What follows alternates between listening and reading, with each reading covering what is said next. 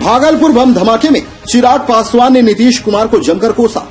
भागलपुर के ततारपुर काज बलीचक में हुए हृदय विदारक बम विस्फोट की घटना के 9 दिन बीत चुके हैं। आज पटना से खगड़िया होते हुए लोजपा के राष्ट्रीय अध्यक्ष चिराग पासवान भागलपुर पहुंचे। बम धमाके में मृतक और घायल के परिजनों से मिलकर चिराग पासवान ने जल्द से जल्द उचित मुआवजा दिलाने की बात कही। उन्होंने भरोसा दिलाया कि सरकार जल्द ही हर प्रकार से सहायता करेगी।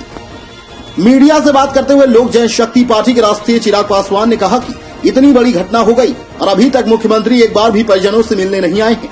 यह काफी निंदनीय विषय है। वहीं प्रशासन की भी लापरवाही को लगाते हुए कहा कि जो भी प्रशासनिक अधिकारी इसमें संलिप्त पाए जाएंगे उन्हें भी दोषी करार देते हुए कड़ी से कड़ी सजा दी जाए।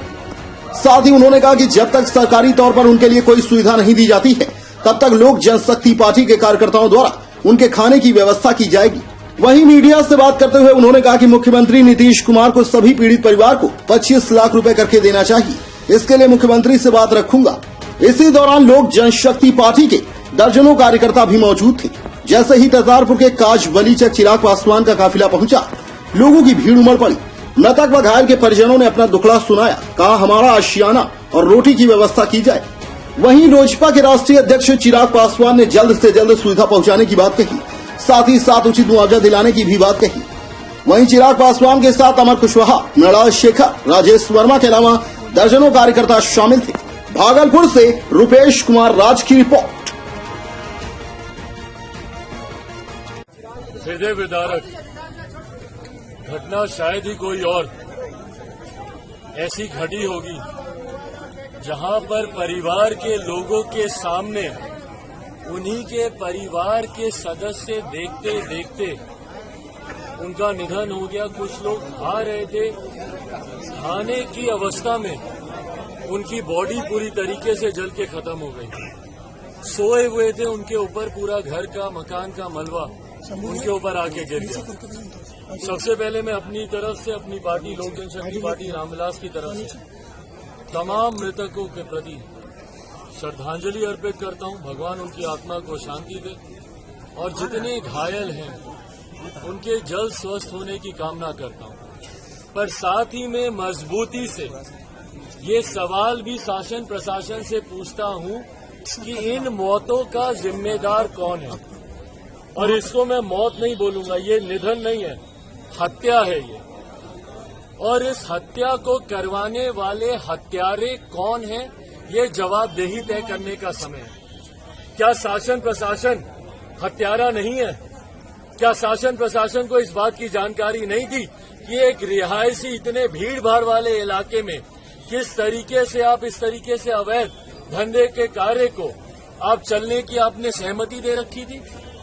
यहाँ अगल बगल में 2 थाना लगता है। डीएसपी का आवास मुश्किल से 200-300 मीटर की दूरी पर है। और ठीक उसके बीच में पिछले 20, 22, 25 सालों से, भगवान जाने कितने समय से, 20 साल की जानकारी हम लोग को इसीलिए है क्योंकि 2002 में भी एक ऐसी ही घटना संभवतः इसी स्थान पे घटी थी जिसमें 4 लोगों की मृत्यु हुई थी। और उसके बाद भी अगर शासन प्रशासन खामोशी से आंखें मूंद कर बैठी है तो वो अगली बड़ी घटना के घटने का ही इंतजार कर रही थी ना। क्यों शासन प्रशासन ने पहले ही इस बात को दुरुस्त क्यों नहीं किया? क्यों उन्होंने यहाँ पे इस तरीके के कार्य को चलने की उन्होंने अनुमति दी? और अगर उनकी जानकारी में नहीं था तो इससे ज्यादा दुखद और कुछ नहीं हो सकता। जिस शासन प्रशासन को 200-300 मीटर के रेडियस में नहीं पता हो कि क्या अवैध धंधे चल रहे हैं, तो ऐसे अधिकारियों को अपने पद पर रहने का कोई नैतिक अधिकार बनता ही नहीं है।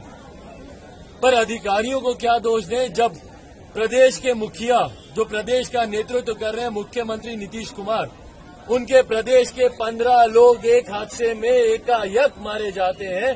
पर मुख्यमंत्री नीतीश कुमार एक बार आकर इन बच्चों से, परिवार के लोगों से मिलना जरूरी नहीं समझते। किसकी जिम्मेदारी बनती है भैया अगर आपके प्रदेश में घटना घटी और आपके शासन प्रशासन के निकम्मे लापरवाही रवैये की वजह से ये घटना घटी है? उसके बाद आप जरूरी नहीं समझते कि आप आकर आप यहाँ पर मिले, परिवार के लोगों से मिले। छोटे छोटे बच्चे हैं, बच्चियां हैं, कोई स्कूल में पढ़ रहा है, कोई कॉलेज में पढ़ रहा है, उनकी पढ़ाई का क्या? घर में कमाने खिलाने वाला व्यक्ति का तो निधन हो गया। अब बच्चों का पालन पोषण कौन करेगा? और लापरवाही का, या मैं इसको अहंकार बोलूंगा, अहंकार की हद देखिए कि इन लोगों के रहने खाने की व्यवस्था तक शासन प्रशासन करना जरूरी नहीं समझता। भाई हम ही लोगों की जेब से शासन किसका पैसा लेता है भैया? हम ही लोग टैक्स भरते हैं ना, यही लोग टैक्स भरते हैं। और टैक्स ये इसलिए भरते हैं कि कल को जब ये लोग मुसीबत में हो तो उसके बाद शासन प्रशासन इनको बनने के लिए इनके रिश्तेदार उनके अड़ोस पड़ोसियों के हाथ छोड़ दे। क्या आप जियो मरो, हमको कोई लेना देना नहीं। राशन के नाम पर एक बोरी चावल एक बोरी गेहूं, भाई चूल्हा कहाँ जलाएंगे बताइए ना। जो कच्चा गेहूं चावल आपने पकड़ा दिया वो जला के उसको पकाएंगे कहाँ? चूल्हा कहाँ जलेगा? घर तो उड़ गया पूरा।